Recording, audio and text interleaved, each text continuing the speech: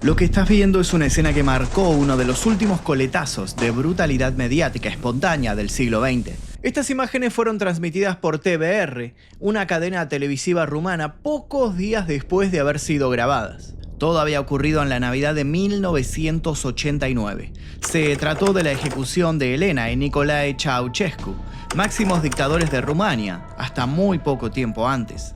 Durante más de 2 décadas habían gobernado Rumania con puño de hierro, pero en cuestión de horas pasaron de ser los líderes supremos a cadáveres acribillados por más de 100 disparos frente a un pelotón de fusilamiento.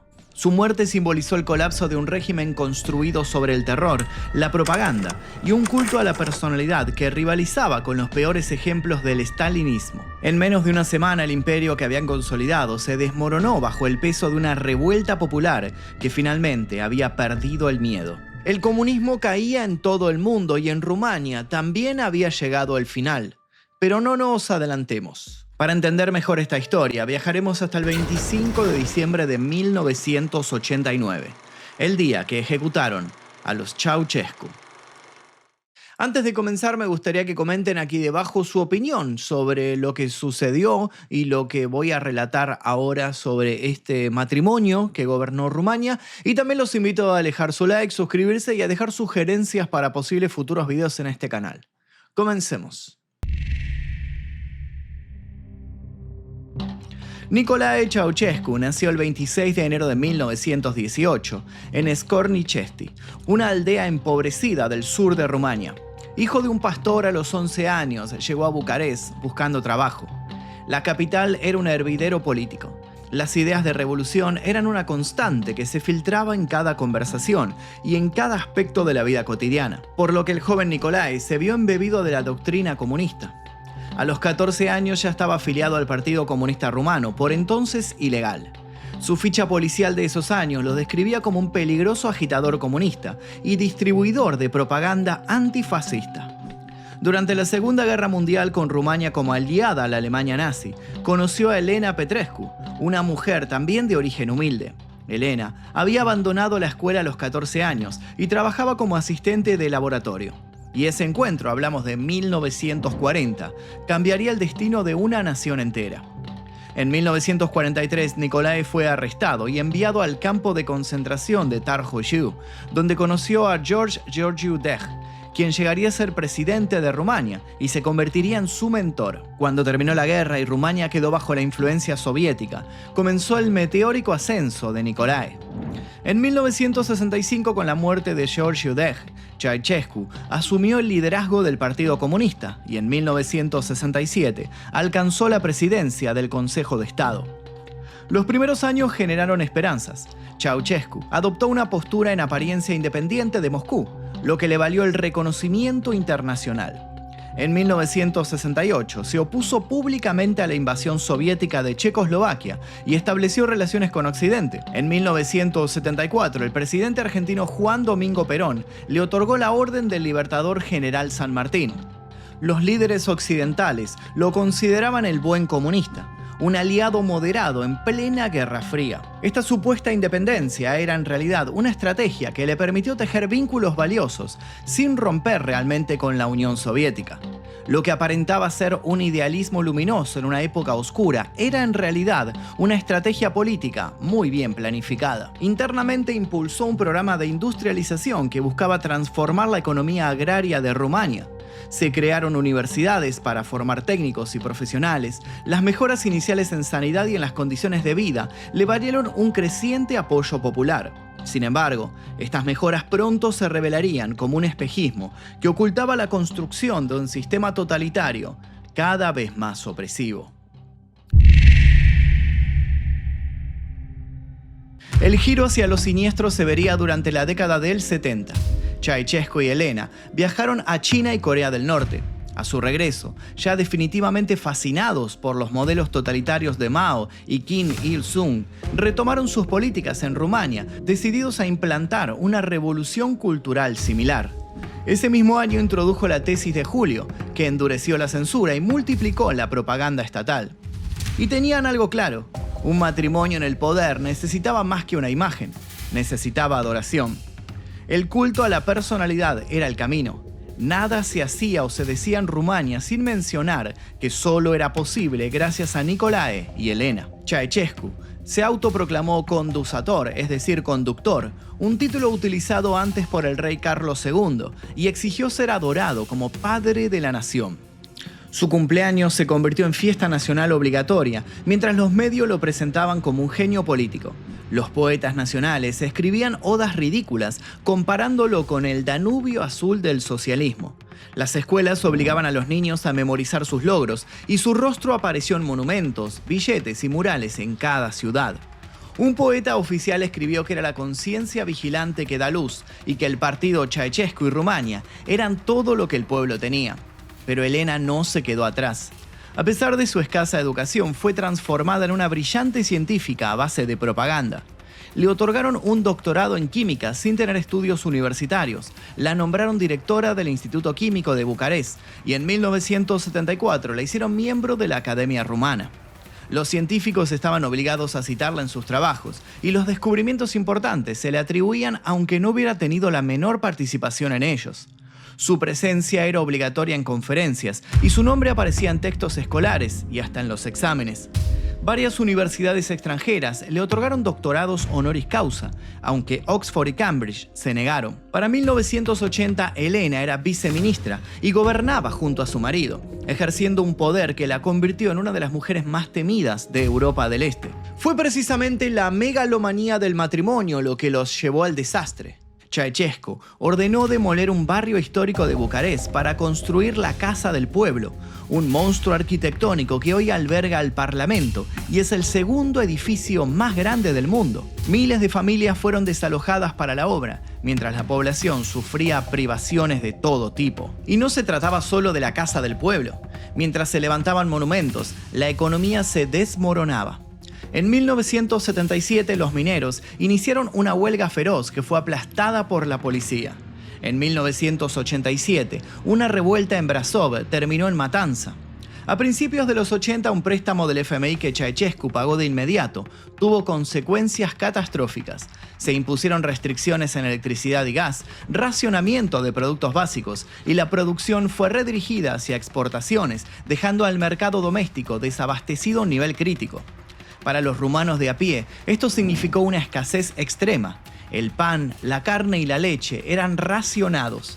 Las familias hacían cola durante horas y regresaban con las manos vacías. El servicio eléctrico se interrumpía todos los días y el invierno era letal. La calefacción central era prohibida, dejando las viviendas a temperaturas inhumanas.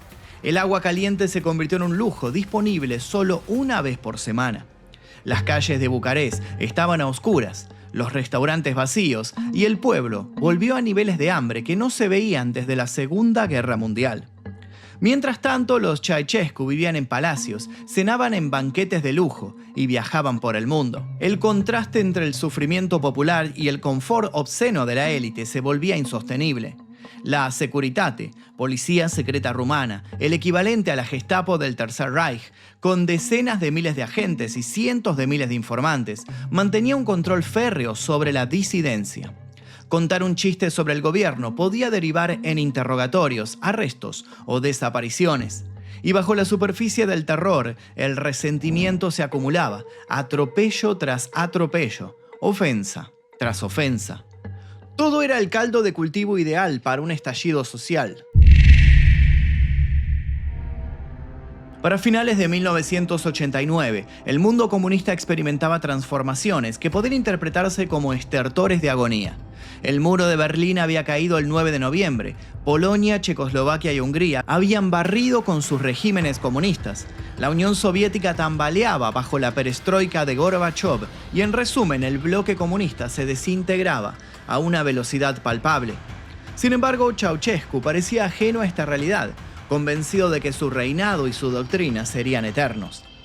El 15 de diciembre en Timișoara, una ciudad al oeste del país, la Securitate intentó arrestar a László Tokes, un pastor húngaro crítico del régimen. Su congregación se reunió frente a la iglesia para impedirlo. Lo que comenzó como protesta de base religiosa fue escalando y escalando, más allá de lo que cualquiera podría prever. Residentes locales, estudiantes y trabajadores se sumaron a los cánticos y a las manifestaciones. y pronto había miles cantando «Libertad» y «Despierta, rumano». Durante 2 días las protestas crecieron de manera exponencial. El 17 de diciembre, Ceausescu ordenó abrir fuego contra los manifestantes desarmados. Murieron al menos 60 personas y hubo cientos de heridos. El gobierno intentó ocultar la masacre enterrando cuerpos en fosas comunes, pero los testigos filtraron información a medios extranjeros. En cosa de días, la noticia se propagó por el país y por el mundo. La estrategia de terror que durante décadas había aplastado la disidencia, esta vez produjo el efecto contrario. La sangre derramada alimentó la revuelta y la población civil decidió tomar las riendas de su propio destino. El 20 de diciembre, Timișoara fue declarada libre del control de Ceausescu. Oficiales militares desobedecieron las órdenes de disparar a los rebeldes y legiones de trabajadores iniciaron huelgas masivas. Otras ciudades se fueron sumando al levantamiento. Por primera vez en décadas parecía posible desafiar el poder absoluto del matrimonio Ceausescu. Lo que había comenzado como una protesta local se había convertido en revolución nacional. Y es así como nuestra historia vuelve al principio. El 21 de diciembre, tras regresar de un viaje a Irán, Ceausescu intentó recuperar el control, convocando a 80.000 personas a la Plaza del Palacio para un acto transmitido en vivo. La intención era proyectar estabilidad y apoyo.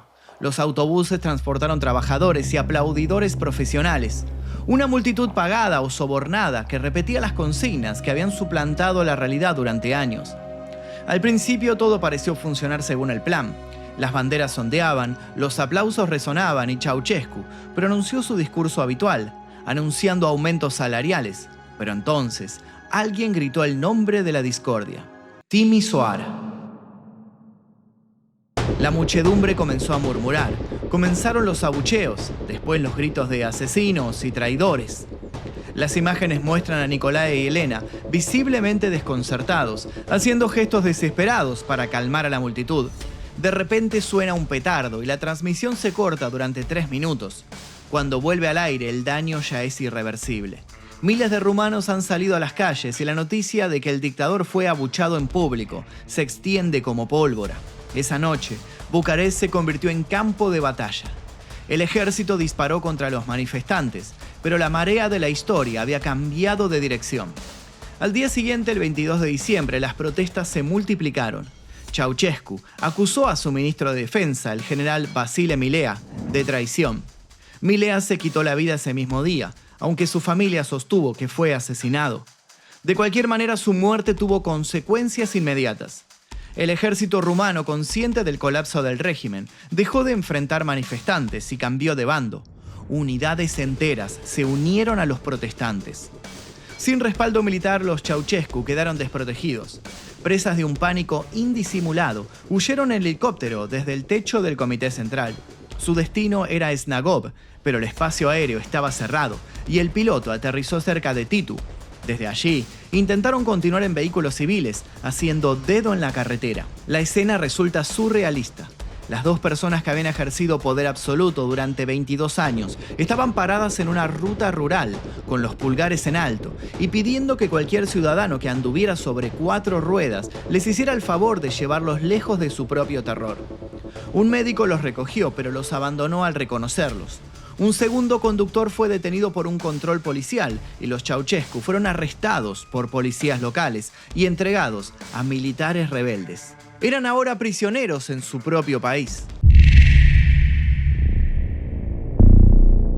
La pareja fue trasladada a una base militar en Târgoviște, a 50 kilómetros de Bucarest. Los encerraron en una habitación simple. No se les permitió bañarse ni cambiarse y sus comidas eran las de cualquier prisionero en tiempos de guerra: papas, pan y agua. Nicolae llevaba el mismo abrigo con el que había huido. Elena seguía con su pesado sobre todo. Ambos estaban alterados, pero reaccionaron de maneras muy diferentes al hecho de estar acorralados por el monstruo que ellos mismos crearon. Según las declaraciones de los guardias, Elena era combativa, altanera y desafiante. Llamaba traidores a los oficiales, exigía hablar con el Comité Central y se negaba a aceptar que el régimen había caído. Nicolae estaba más tranquilo. Pedía papel y máquina de escribir para redactar declaraciones, convencido de que podía revertir la situación, pero sus peticiones fueron negadas. Más allá de la base militar, Rumania estaba sumida en el caos. Los tiroteos resonaban en Bucarest, mientras circulaban rumores de contraataques de la Securitate. Y algo comenzaba a hacerse evidente: que los Ceausescu siguieran vivos comenzaba a ser visto como peligroso. Podrían convertirse en punto de reunión para que se reagruparan los grupos leales al régimen o provocar un intento de rescate. El Frente Nacional de Salvación, encabezado por Ilon Iliescu, decidió que enfrentarían un juicio militar sumario. Su destino estaba sellado antes de que el tribunal se reuniera. En la mañana del 25 de diciembre, Nicolae y Elena fueron conducidos a una pequeña sala. Allí se había improvisado un tribunal militar presidido por el general Jica Popa. El fiscal Dan Boinea leería los cargos. El juicio comenzó alrededor de la 1:20 de la tarde y duró poco más de una hora.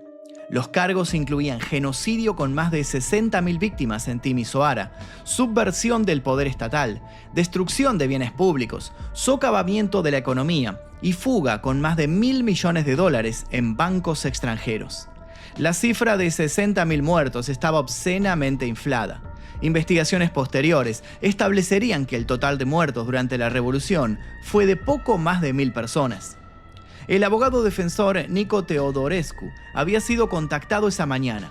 Se le concedieron solo 10 minutos con sus clientes y solo pudo sugerirles alegar enajenación mental como única manera de evitar la pena capital.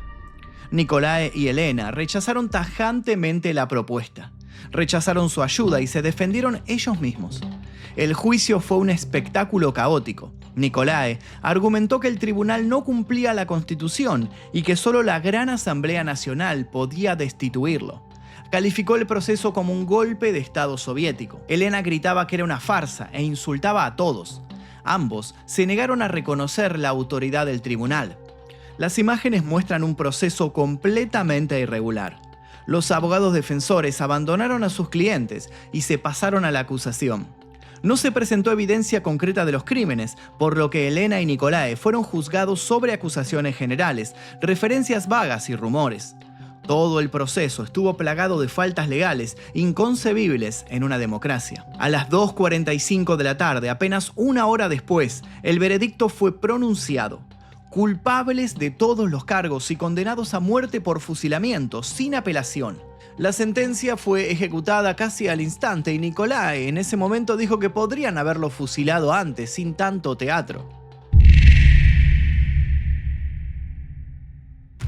Minutos después, Nicolae y Elena fueron conducidos a un patio cubierto de nieve. Un pelotón de fusilamiento de paracaidistas de élite esperaba. El capitán Ionel Boeru, el sargento mayor Georgin Octavian y Dorin Marian Karlan, aunque se supo que centenares de soldados se habían ofrecido como voluntarios. Elena gritaba furiosa exigiendo no ser separada de su marido. Nicolae, pálido y con manos temblorosas, intentaba mantener la compostura mientras los ataban para presentarlos frente al pelotón. Las gruesas ropas dificultaban la tarea. A petición de Elena fueron colocados juntos contra la pared. Un oficial intentó colocarles vendas sobre los ojos, pero quedaron mal puestas. Dorian Marian Karlan contó años después que mientras caminaban al paredón, Nicolae se volvió hacia él con lágrimas en los ojos. Ya junto al muro, Ceausescu gritó: «¡Viva la Rumania socialista, libre e independiente! ¡Muerte a los traidores! La historia me vengará». Luego comenzó a cantar la Internacional, el himno del movimiento obrero.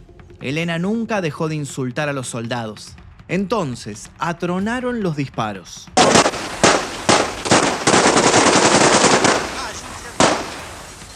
Más de 100 balas dieron en los cuerpos de ambos dictadores.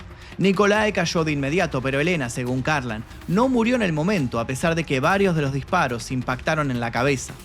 Luego de que se disipara la nube de pólvora, tuvo que ser rematada.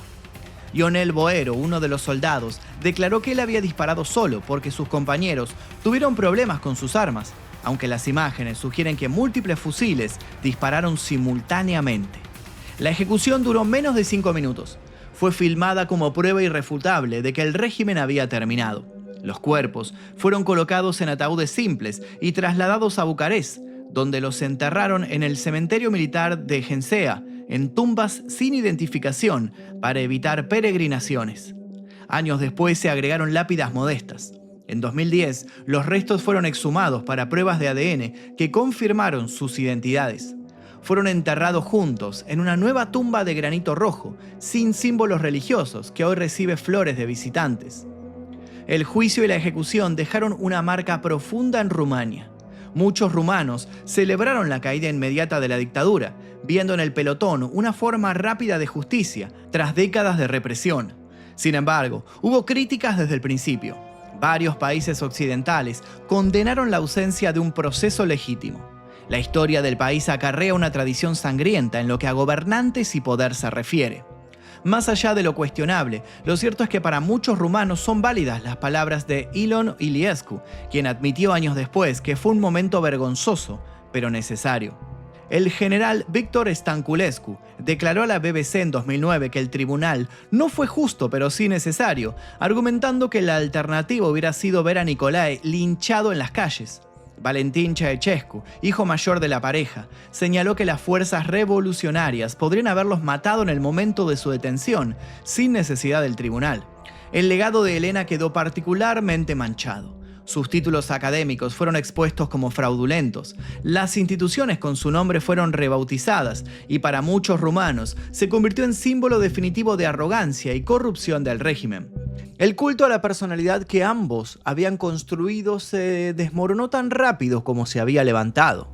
La muerte de los Ceausescu marcó el cierre violento de una era en Rumania, pero también planteó preguntas incómodas sobre justicia, legalidad y venganza. El proceso fue irregular. El veredicto estaba decidido antes del juicio.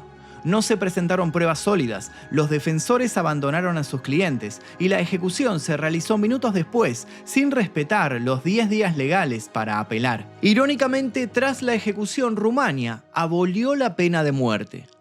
Los líderes revolucionarios justificaron la rapidez, argumentando la necesidad de prevenir acciones terroristas de grupos leales, aunque nunca se encontraron pruebas. La realidad parece más simple. El Frente Nacional de Salvación necesitaba consolidar poder rápidamente y mantener vivos a los Ceausescu representaba un riesgo político inaceptable en medio del caos. Nicolae y Elena Ceausescu utilizaron el populismo y la demagogia para instalar su reino privado, donde eran poco menos que dioses. Se mostraron al mundo como moderados defensores de la clase obrera mientras sentaban las bases de un régimen totalitario. Pero los giros cíclicos de la historia, de los que la política no está libre, los llevaron a ser un ejemplo mortal de lo que sucede cuando se lleva la dignidad ajena al límite. Que la historia se repita no es nada nuevo, aunque siempre nos toma por sorpresa.